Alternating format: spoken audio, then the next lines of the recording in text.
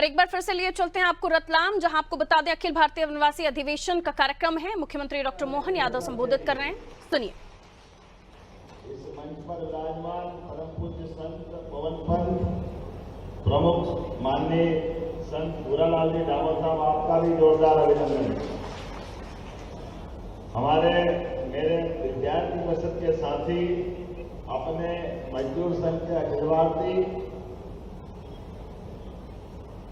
संगठन मंत्री माननीय सुरेंद्र सिंह जी, जोरदार अभिनंदन सुरेंद्र सिंह जी का भी।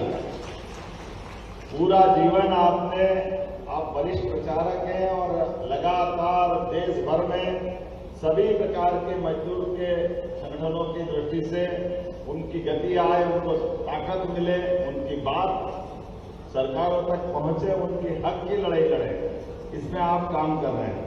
हम सबके सुपरिचित यहाँ रतलाम के विधायक और मेरे मंत्रिमंडल के वरिष्ठ मंत्री श्रीमान चेतन कश्यप जी, जोरदार अभिनंदन चेतन कश्यप जी साहब का। उनके बोलने का समय भी मैंने लिया, मैं धन्यवाद देना चाहूंगा आपकी साइड से भी। मैं ही बोल रहा हूं, जोरदार अभिनंदन कर दें एक बार सेठ साहब। यहाँ के महापौर जिनने स्वागत भाषण में अपनी बात कही, श्रीमान प्रहलाद जी पटेल, जोरदार अभिनंदन प्रहलाद जी का भी। माननीय राघव सिंह भामर जी, अखिल भारतीय कार्यकारी अध्यक्ष वनवासी ग्रामीण मजदूर संघ, आपका भी स्वागत अभिनंदन है। कृष्ण कुमार बेगा जी, अखिल भारतीय संयुक्त महामंत्री वनवासी ग्रामीण मजदूर महासंघ, आपका भी अभिनंदन है। ताली बजाओ तो ऐसी बजना चाहिए कि लगे कि हाँ हमारे अपने भाइयों ने ताली बजाई। इस अवसर पर माननीय संजय सिंह जी, प्रदेश अध्यक्ष भारतीय मजदूर संघ, आपका भी स्वागत अभिनंदन है। श्रीमान कुलदीप सिंह गुजर साहब, प्रदेश महामंत्री, आपका भी स्वागत अभिनंदन। मंच के सामने बैठे हमारे मजदूर संघ के सभी अलग अलग दायित्ववान कार्यकर्ता, आप सबको प्रणाम करता हूं, आपका अभिनंदन करता हूं।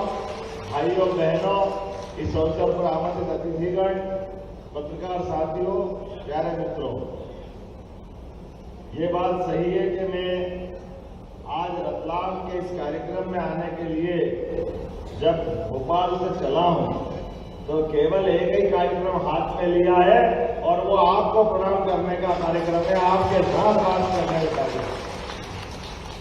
आज के इस अवसर पर जब मुझे ज्ञापन दिए गए तो मैं सुरेंद्र जी आपसे कहता हूं 32 ज्ञापन है, 32। मुझे लगता है कि वो जब एक बार बैठेंगे तो 2-4 और बढ़ जाएंगे, तो कोई बात नहीं। जितने भी ज्ञापन है मैं भोपाल में बिठा करके प्रत्येक ज्ञापन पे आपके हित की लड़ाई लड़ूंगा, आपके जितना हक में हो सकता वो जरूर करने का प्रयास।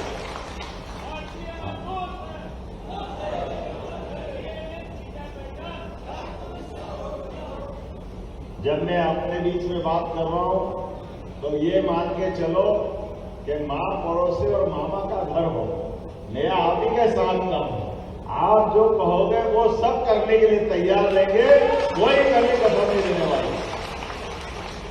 अपनी सरकार है, आप और हम अलग नहीं हैं। हमारे वनवासी भाई बहनों के लिए उनके हक की बात हो, इसी प्रकार से उद्योग धंधों में काम करने वाले कर्मचारियों की बात हो, सरकार सभी वर्ग के लिए समान रूप से सबकी बेहतरी के लिए काम कर रही है। तो पहले दिन जब से यशस्वी प्रधानमंत्री की मौजूदगी में शपथ हुई है, लगातार हम उस दिशा में काम कर रहे हैं, कोई कसर बाकी नहीं रख रहा। हर दिन हमारा आप ही के लिए समर्पित है। लगातार जिस प्रकार से काम चल रहे हैं, मैं आपके लिए बताना चाहूंगा कि आज जब सरकार के आधार पर काम करने की बात है, हमारी 30-30 साल पुरानी मजदूर संघों के माध्यम से बड़ी बड़ी फैक्ट्रियां, सज्जन मिल यहां भी है, इंदौर की हुकुमचंद मिल 30 साल से ज्यादा समय से 7,000 से ज्यादा वहां के कर्मचारियों का उनका बकाया लटका पड़ा था। लोग परेशान थे, 2,000 लोग तो उम्मीद में मर गए, उनके परिवार वाले उम्मीद में दे रहे थे कब हमारा ग्रेच्युटी मिलेगी, कब पेंशन मिलेगी, कब निपटारा होगा। मुझे इस बात की प्रसन्नता है कि 7 दिन से भी कम समय में हमने सारे भाई बहनों का 4,800 मजदूर परिवारों का 224 करोड़ देकर के सारा चुकारा करा प्रधानमंत्री जी के मौजूदगी में। ये हमारी प्रतिबद्धता है और केवल हुकुमचंद मिल नहीं, हमने कहा सज्जन मिल, बहुत जल्दी सज्जन मिल का भी सारा बकाया हम चुकाने वाले हैं, कोई बचने वाला नहीं। एक भी जैसी मिल ग्वालियर, उज्जैन की श्री सिंथेटिक पाइप फैक्ट्री, जिसका भी पैसा बकाया हम लगातार, माननीय सुरेंद्र जी आपको बताना चाहूंगा, हमारी सरकार बनने के बाद सभी वर्गों की बेहतरी के लिए औद्योगिकरण को भी बढ़ावा दे रहे हैं। जब हम औद्योगिकरण की तरफ बात करते हैं तो बड़े पैमाने में कई लोगों को रोजगार मिलने की संभावना रहती है और उनको रोजगार दिला करके प्रदेश की भी आर्थिक। बोले भारत माता की, भारत माता की, वंदे वंदे वंदे। कौन बनाता है हिंदुस्तान, कौन बनाता है हिंदुस्तान? भारत माता की, भारत माता की, वंदे वंदे। भारत माता की, भारत माता की।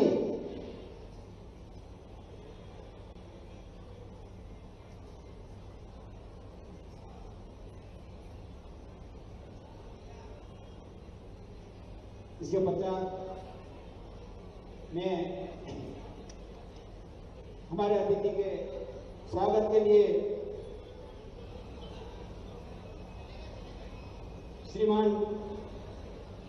राष्ट्रीय कार्यकारी अध्यक्ष राघव सिंह जी भावर साहब से अनुरोध करता हूं कि हमारे मुख्य अतिथि मध्य प्रदेश सरकार के माननीय मुख्यमंत्री डॉक्टर मोहन यादव का स्वागत करें।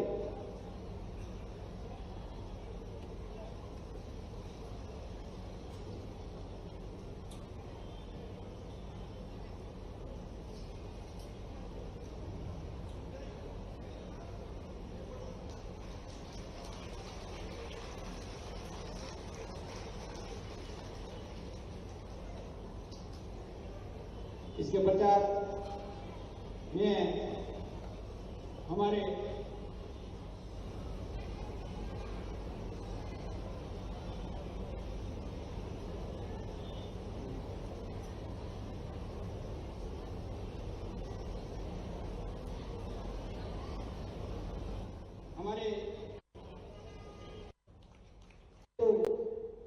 मैं अर्जुन राम जी राष्ट्रीय अध्यक्ष से अनुरोध करता हूँ आए और स्वागत हूँ कि हमारे मुख्य अतिथि मध्य प्रदेश सरकार के माननीय मुख्यमंत्री डॉक्टर मोहन यादव का स्वागत करें।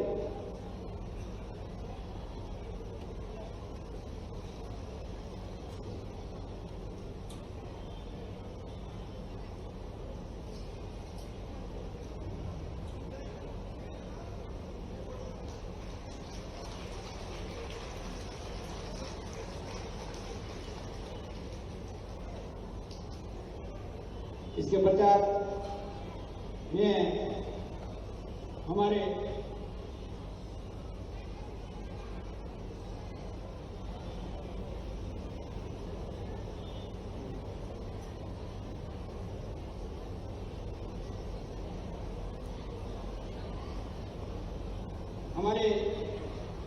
मुख्य अतिथि श्री पी सुरेंद्र सिंह साहब, हमारे अखिल भारतीय संगठन मंत्री जी का स्वागत कैलाश जी नेनापा द्वारा।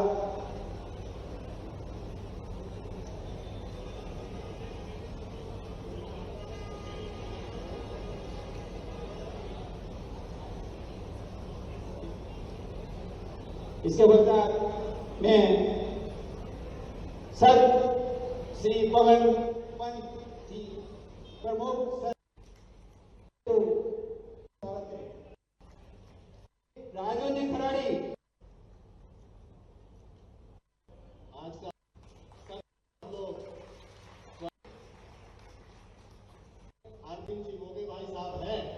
उनका मैं स्वागत के लिए प्रदेश के मुखिया माननीय मुख्यमंत्री जी से आग्रह करूंगा कि आप आदरणीय मोदी जी भाई साहब का स्वागत करके हम लोग को अनुग्रहित करें। सभी लोग जोरदार तालियों से भाई साहब का स्वागत करेंगे, अभिनंदन करेंगे।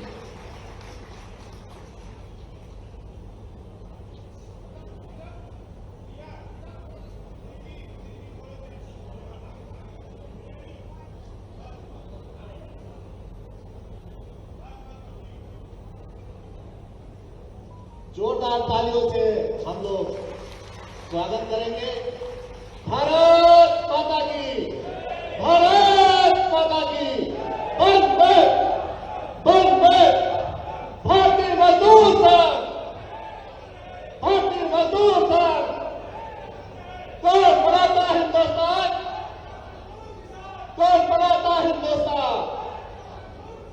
बीएमएस की क्या पहचान, बीएमएस की क्या पहचान। भारत माता की, भारत माता।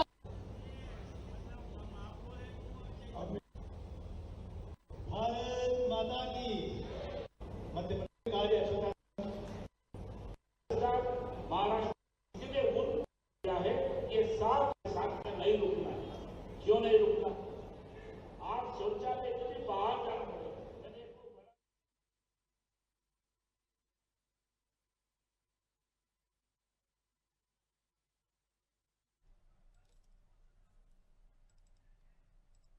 दृष्टि से बेहतर स्थिति लाने के लिए लगातार हमने हर महीने औद्योगिक दृष्टि से संभाग में औद्योगिक निवेश की लगातार योजना प्रारंभ की।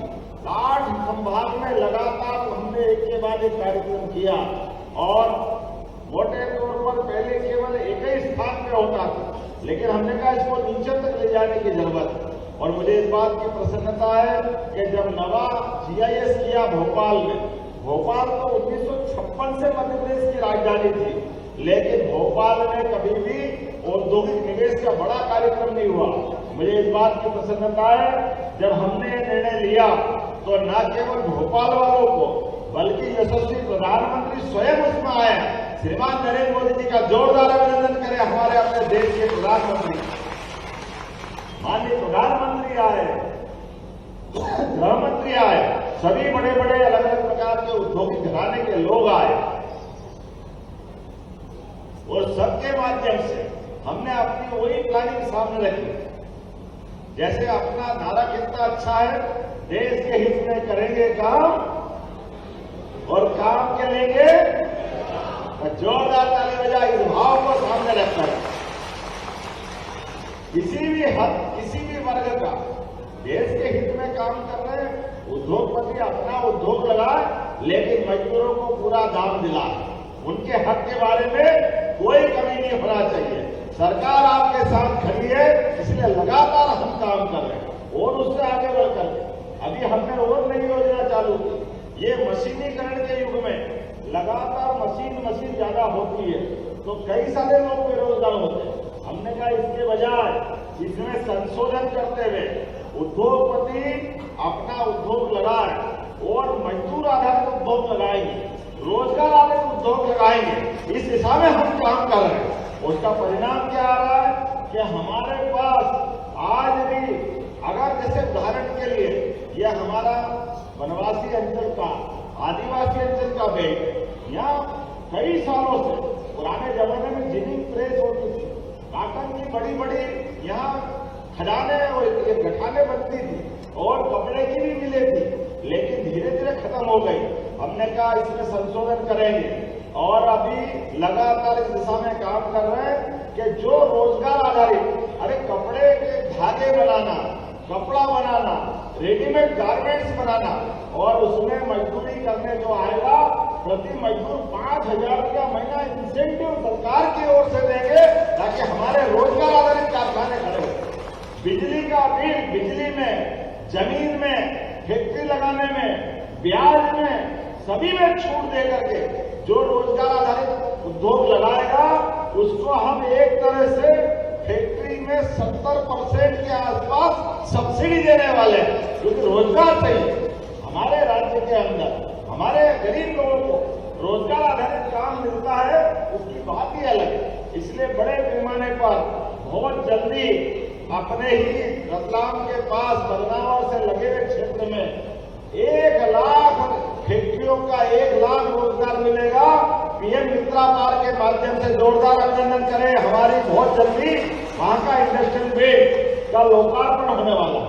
मेरी अपनी सरकार बनने के बाद उज्जैन में हमारी बहनों के लिए भोपाल, उज्जैन, खरगोन, खंडवा, बुरहानपुर तक जहां जहां भी हमारी कृषि और खासकर खेतीहर मजदूरों का क्षेत्र है, इसमें कृषि आधारित उद्योग धंधों के लिए लगातार अभियान चला रहा है। मैं मान के चलता हूं आज के इस अवसर पर जब मैं दूसरी बात कर रहा हूं तो रतलाम हमारे लिए वैसे तो एक अलग प्रकार का स्थान है।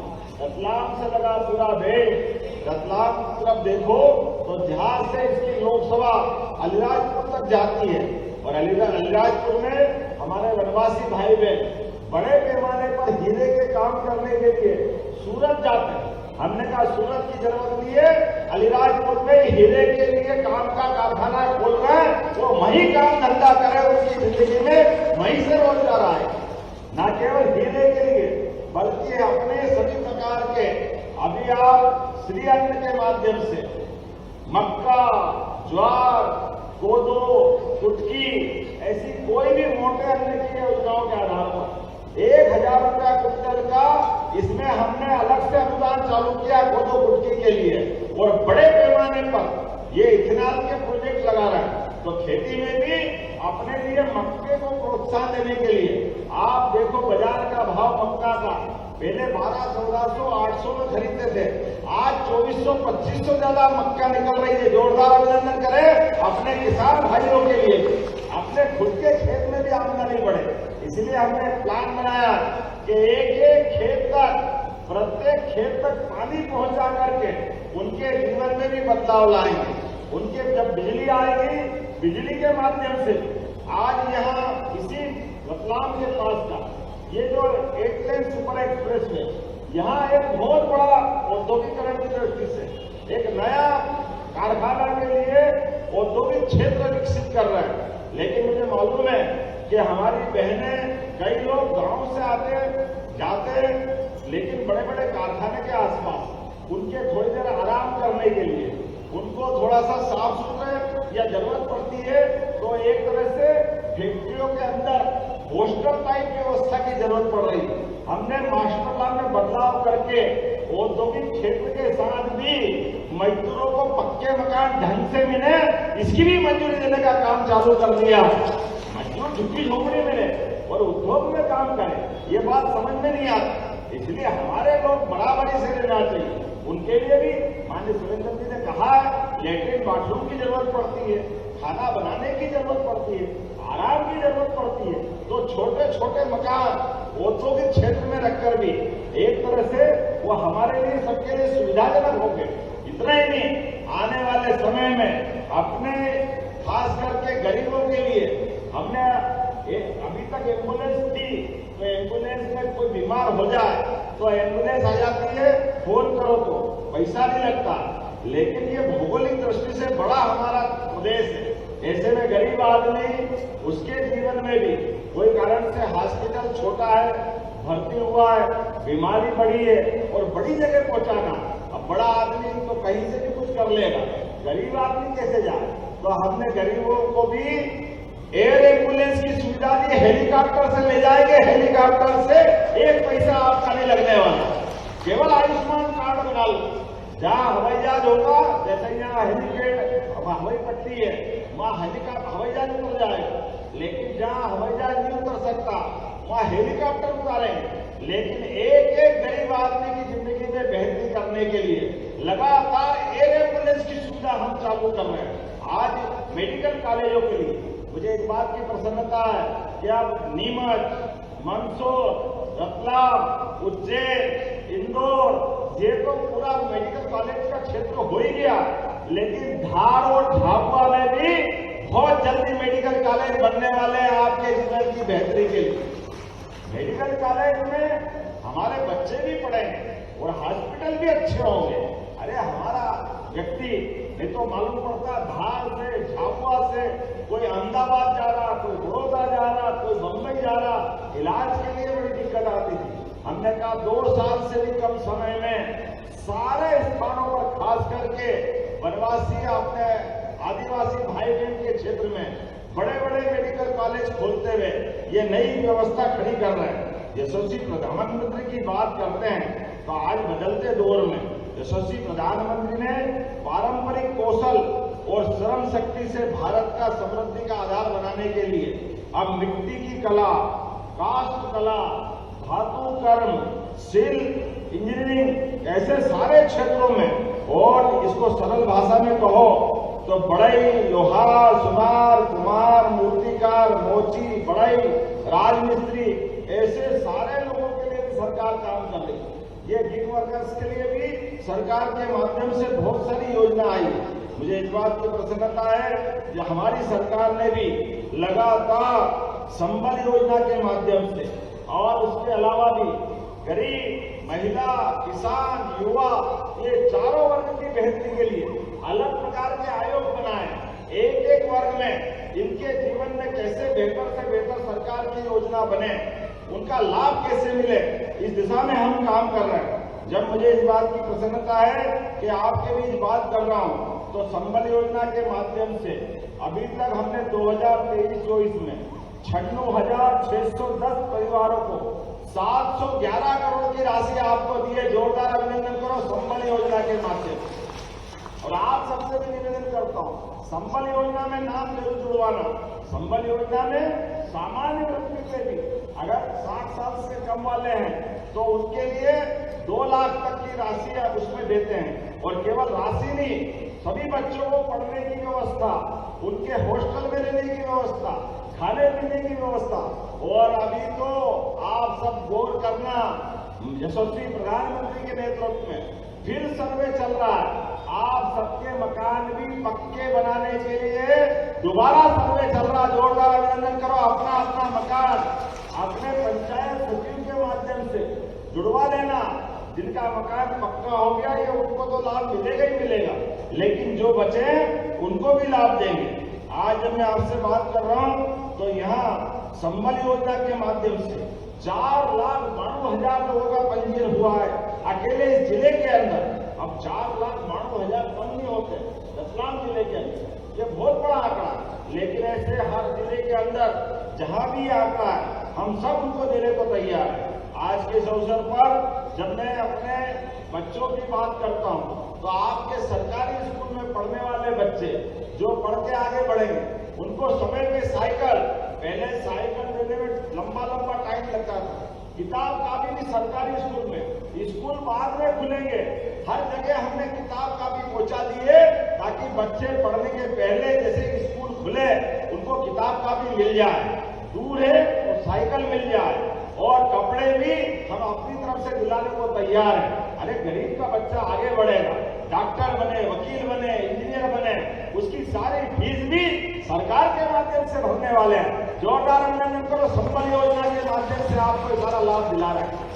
बदलते दौर में जिस प्रकार का समय चल रहा है, मैंने कल ही अम्बेडकर जयंती के अवसर पर हमारे यहाँ पशुपालन को लेकर के एक बहुत बड़ा अभियान चल रहा है। हमारे लिए जब खेतों में आमदनी बढ़ रही है, बिजली, पानी पर्याप्त उपलब्ध हो रहा है, लेकिन खेती के अलावा भी पशुपालन अर्थात दूध उत्पादन से भी आमदनी बढ़ती है। और दूध उत्पादन के लिए बड़े पैमाने पर सहकारी संघ को आगे करते हुए नेशनल रेट डेवलपमेंट बोर्ड के माध्यम से हम अपने भाई बहनों से सहकारी समितियों के माध्यम से दूध खरीदते हुए जो 25 से ज्यादा गाय पालेगा उसको स्कीम के अंतर्गत 25% का अनुदान सरकार के द्वारा दिया जाएगा। सरकार के माध्यम से लाभ दिलाएंगे। जिनके घर में गाय और भैंस हो वो दूध उत्पादन करें, दूध को खरीदने की गारंटी सरकार देगी। लेकिन किसी भी हालत में गरीब आदमी की जिंदगी बेहतर होना चाहिए। जब मैं आज वनवासी ग्रामीण मजदूर महासंघ में बात करता हूं तो इसका दायरा तो बहुत बड़ा, बहुत देर तक बोल सकते हैं, लेकिन बोलने के बजाय करने की जरूरत है। तो मैं आज पुनः दोहराता हूं, बहुत जल्दी भोपाल में बैठेंगे और आपके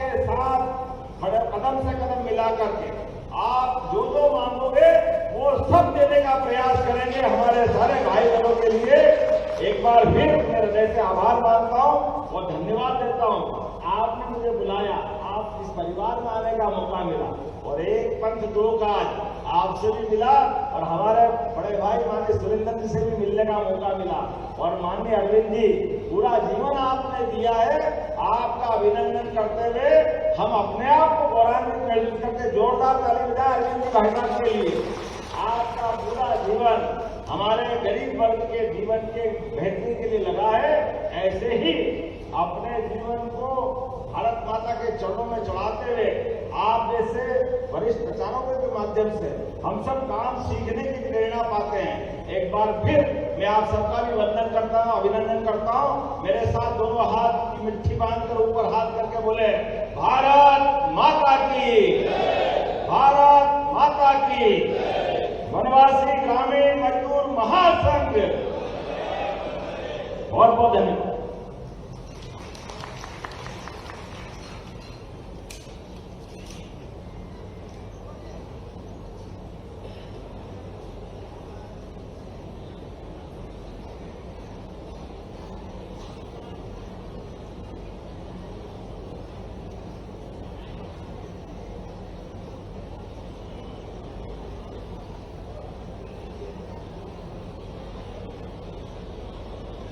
हेलो हेलो, हाँ, अब मैं सभी वनवासी बंधुओं से अनुरोध करता हूँ कि अभी भोजन के पैकेट जहाँ बैठिए वहीं बैठिए। भोजन के पैकेट यहीं मिलने वाले हैं, आप उठ के मत जाइए। और मैं आभार व्यक्त के लिए हमारे कृष्ण कुमार बेगा जी से अनुरोध करता हूँ, आए और हमारे अतिथियों का आभार व्यक्त करें।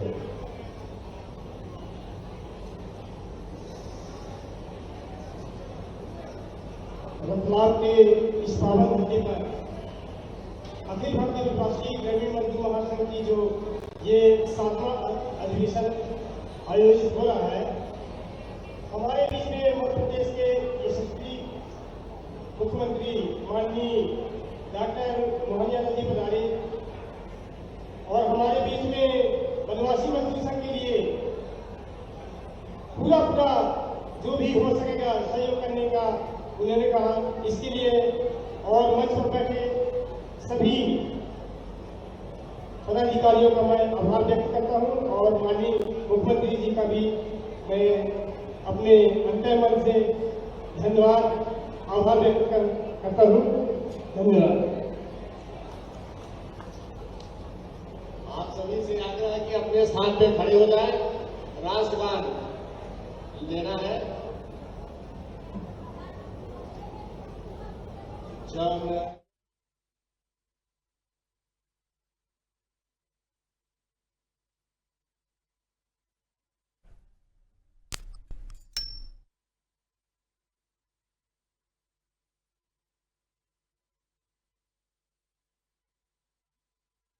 दृष्टि से बेहतर स्थिति लाने के लिए लगातार हमने हर महीने औद्योगिक दृष्टि से संभाग में औद्योगिक निवेश की लगातार योजना प्रारंभ की।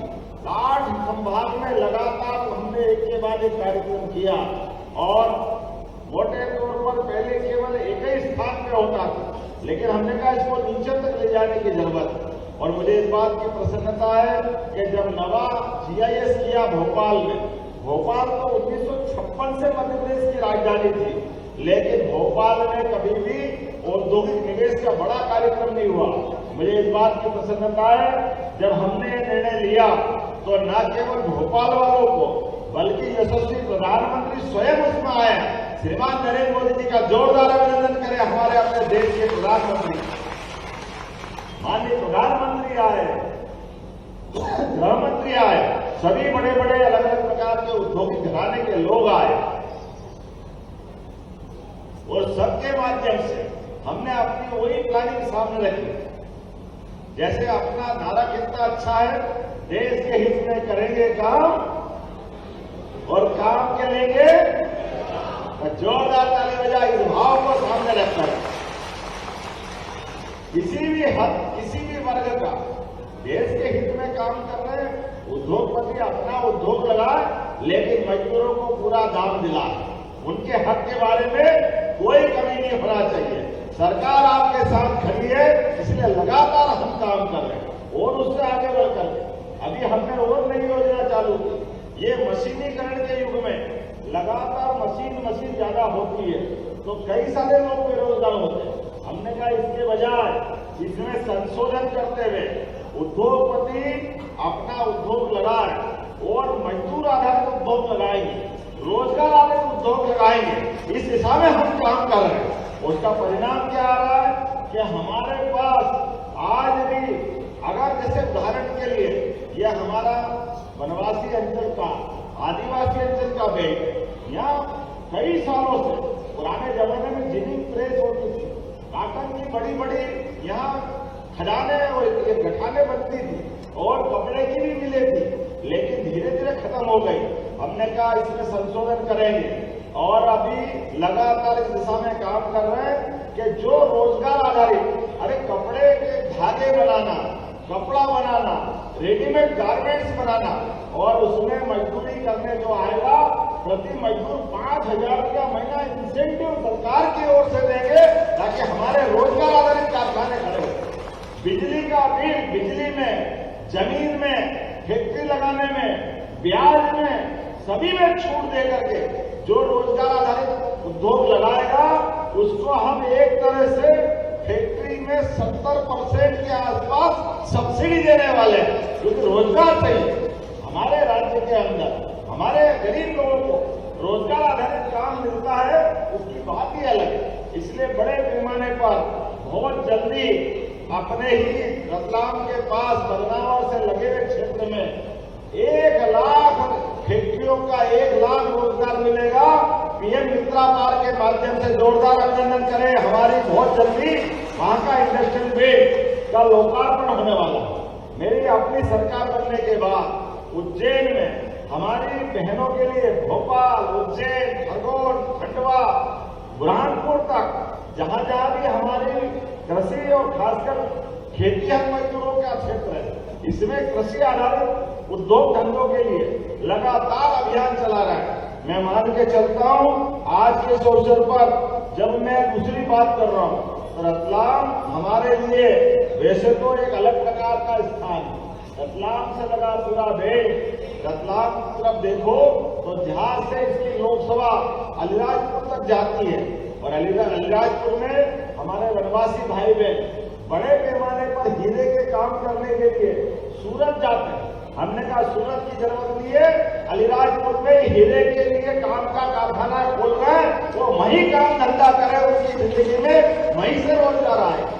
न केवल हीरे के लिए बल्कि अपने सभी प्रकार के अभी आप श्री अन्न के माध्यम से मक्का, ज्वार, कोदो, कुटकी ऐसी कोई भी मोटे अन्न की योजनाओं के आधार पर 1,000 रुपया क्विंटल का इसमें हमने अलग से अनुदान चालू किया कोदो कुटकी के लिए और बड़े पैमाने पर ये इथेनॉल के प्रोजेक्ट लगा रहा है। तो खेती में भी अपने लिए मक्के को प्रोत्साहन देने के लिए आप देखो बाजार का भाव मक्का का पहले 1200, 1400, 800 में खरीदते थे, आज 2400, 2500 ज्यादा मक्का निकल रही है। जोरदार अभिनंदन करें अपने किसान भाइयों के लिए, अपने खुद के खेत में भी आमदनी बढ़े। इसलिए हमने प्लान बनाया कि एक खेत तक, प्रत्येक खेत तक पानी पहुंचा करके उनके जीवन में भी बदलाव लाएंगे। उनके जब बिजली आएगी, बिजली के माध्यम से आज यहाँ इसी रतलाम के पास का ये जो 8 लेन सुपर एक्सप्रेस में यहाँ एक बहुत बड़ा औद्योगिकरण की दृष्टि से एक नया कारखाना के लिए औद्योगिक क्षेत्र विकसित कर रहे हैं। लेकिन मुझे मालूम है कि हमारी बहनें कई लोग गांव से आते जाते, लेकिन बड़े बड़े कारखाने के आसपास उनके थोड़ी देर आराम करने के लिए उनको थोड़ा सा साफ सुथरे या जरूरत पड़ती है तो एक तरह से फैक्ट्रियों के अंदर हॉस्टल टाइप व्यवस्था की जरूरत पड़ रही है। हमने मास्टर प्लान में बदलाव करके औद्योगिक क्षेत्र के साथ भी मजदूरों को पक्के मकान ढंग से मिले, इसकी भी मंजूरी देने का काम चालू कर दिया। मजदूर झुग्गी झोपड़ी मिले और उद्योग में काम करें, ये बात समझ में नहीं आती। इसलिए हमारे लोग बराबरी से लेना चाहिए। उनके लिए भी माननीय सुरेंद्र जी ने कहा है, लेटरिन बाथरूम की जरूरत पड़ती है, खाना बनाने की जरूरत पड़ती है, आराम की जरूरत पड़ती है, तो छोटे छोटे मकान औद्योगिक क्षेत्र में रखकर भी एक तरह से वो हमारे लिए सबके लिए सुविधाजनक होंगे। इतना ही नहीं, आने वाले समय में अपने खास करके गरीबों के लिए हमने अभी तक एम्बुलेंस थी, तो एम्बुलेंस में कोई बीमार हो जाए तो एम्बुलेंस आ जाती है, फोन करो तो पैसा नहीं लगता। लेकिन ये भौगोलिक दृष्टि से बड़ा हमारा प्रदेश है, ऐसे में गरीब आदमी उसके जीवन में भी कोई कारण से हॉस्पिटल छोटा है, भर्ती हुआ है, बीमारी बढ़ी है और बड़ी जगह पहुंचाना, अब बड़ा आदमी तो कहीं से भी कुछ कर लेगा, गरीब आदमी कैसे जाए? तो हमने गरीबों को भी एयर एम्बुलेंस की सुविधा दी, हेलीकॉप्टर से ले जाएंगे, हेलीकॉप्टर से एक पैसा आपका नहीं लगने वाला, केवल आयुष्मान कार्ड बना लो। जहाँ हवाई जहाज होगा, जैसे यहाँ हेलीपैड हवाई पट्टी है, वहाँ हेलीकॉप्टर हवाई जहाज उतर जाएगा, लेकिन जहाँ हवाई जहाज नहीं उतर सकता वहाँ हेलीकॉप्टर उतारेंगे। लेकिन एक एक गरीब आदमी की जिंदगी में बेहतरी करने के लिए लगातार एयर एम्बुलेंस की सुविधा हम चालू कर रहे हैं।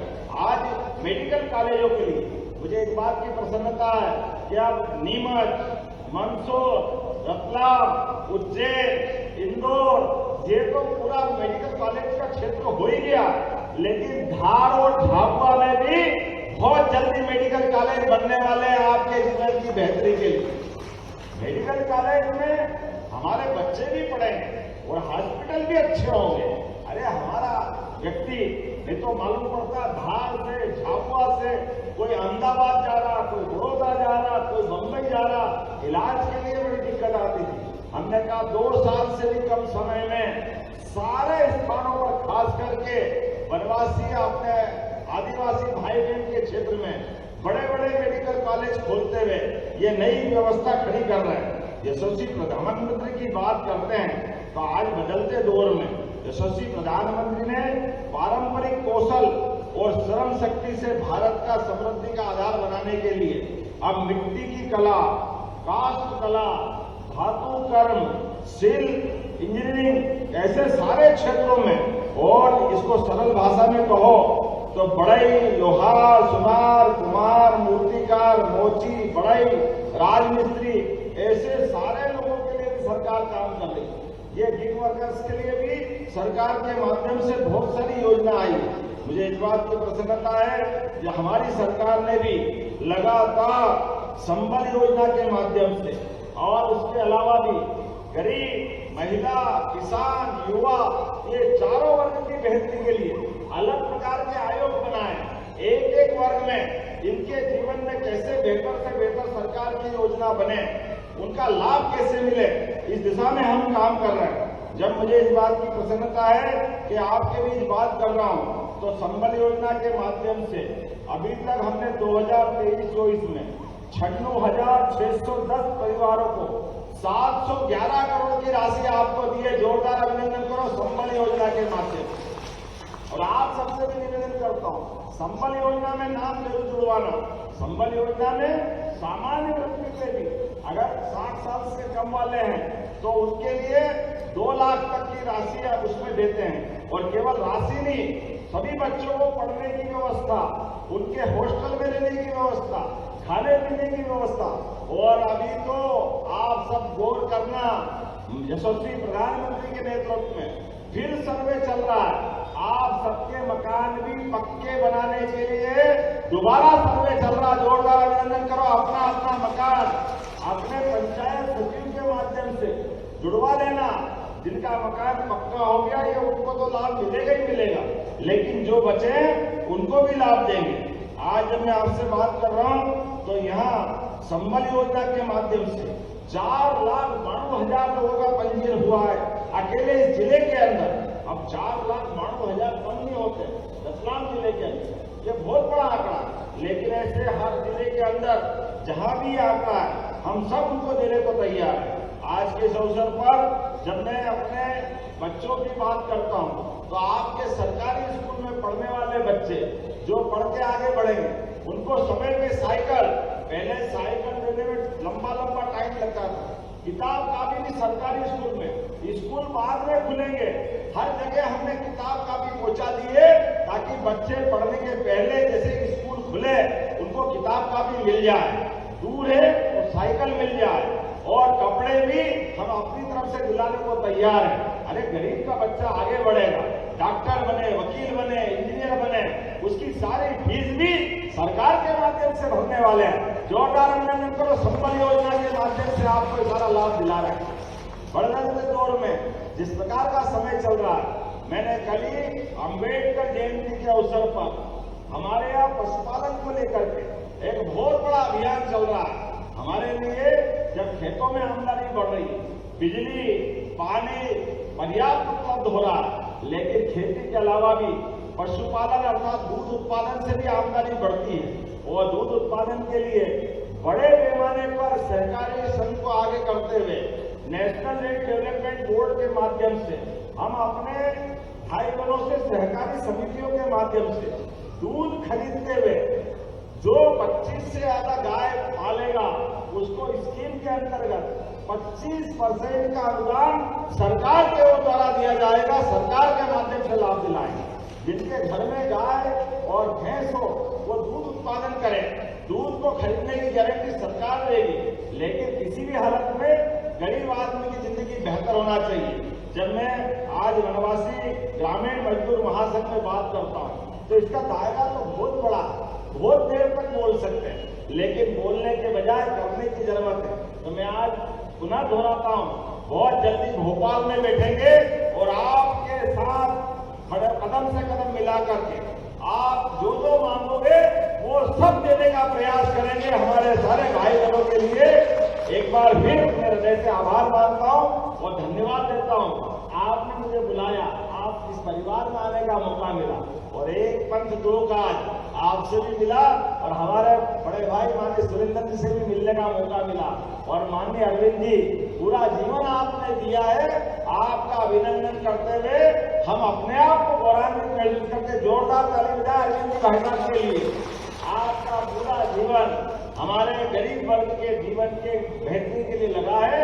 ऐसे ही अपने जीवन को भारत माता के चरणों में चढ़ाते हुए आप जैसे वरिष्ठ प्रचारकों के माध्यम से हम सब काम सीखने की प्रेरणा पाते हैं। एक बार फिर मैं आप सबका भी वंदन करता हूं, अभिनंदन करता हूं। मेरे साथ दोनों हाथ की मुट्ठी बांधकर ऊपर हाथ करके बोले, भारत माता की, भारत माता की। वनवासी ग्रामीण मजदूर महासंघ, बहुत बहुत धन्यवाद।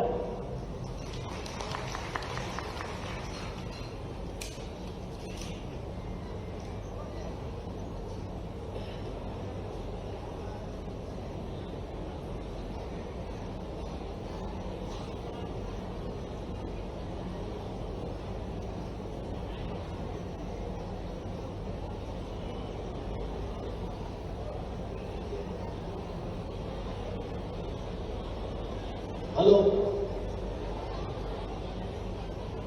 हेलो, हाँ, अब मैं सभी वनवासी बंधुओं से अनुरोध करता हूँ कि अभी भोजन के पैकेट जहाँ बैठिए वहीं बैठिए, भोजन के पैकेट यहीं मिलने वाले हैं, आप उठ के मत जाइए। और मैं आभार व्यक्त के लिए हमारे कृष्ण कुमार बेगा जी से अनुरोध करता हूँ आए और हमारे अतिथियों का आभार व्यक्त करें।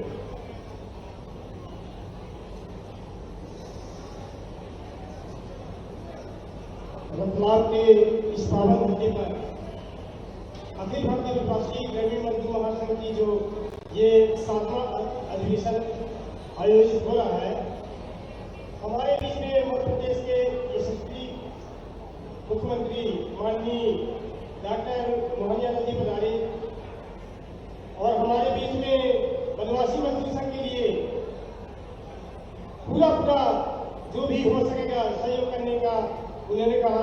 इसके लिए और मंच पर बैठे सभी पदाधिकारियों का मैं आभार व्यक्त करता हूं और माननीय मुख्यमंत्री जी का भी मैं अपने अंतः मन से धन्यवाद आभार व्यक्त करता हूं। धन्यवाद। आप सभी से आग्रह है कि अपने स्थान पे खड़े हो जाएं। राष्ट्रगान देना है। जन